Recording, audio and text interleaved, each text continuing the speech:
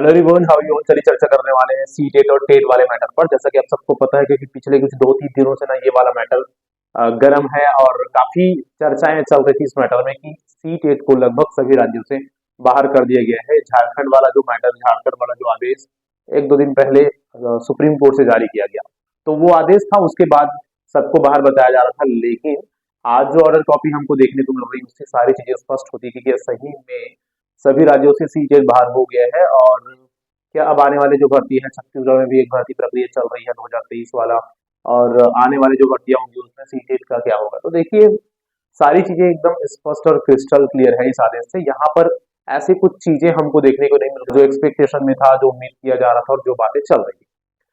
सीधा सा और सिंपल सा बात यदि ये है कि कहीं भी किसी भी राज्यों में किसी भी तरह का कोई भी परिवर्तन सी टेट के एलिजिबिलिटी को लेकर, सी टेट के मान्यता को लेकर, सी टेट के वैधता को लेकर हमको देखने को नहीं मिली है।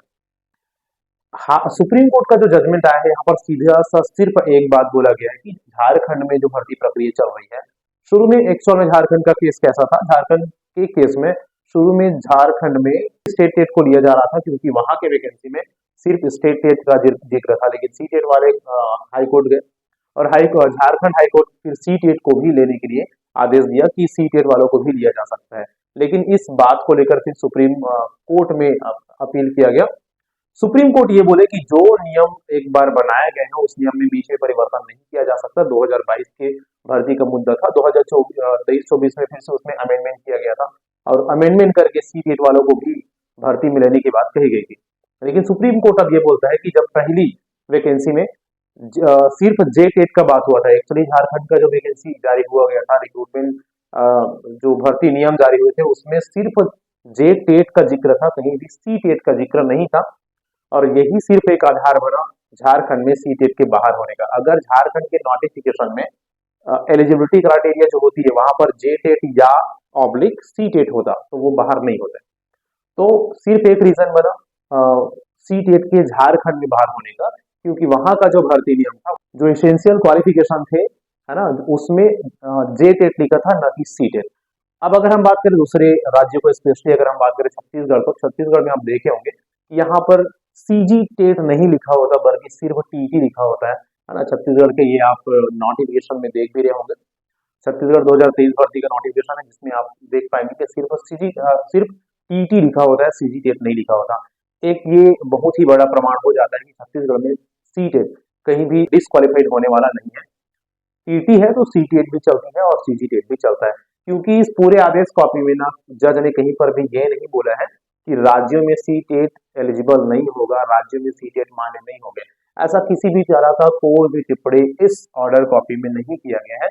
सिर्फ यहाँ पर यह बोला गया है कि क्योंकि झारखंड के नोटिफिकेशन में सी टेट का जिक्र नहीं था, स्पेशली मेंशन किया गया था जे टेट को, इस कारण से वहां सिर्फ जे टेट मान्य होंगे, सी टेट मान्य नहीं होंगे।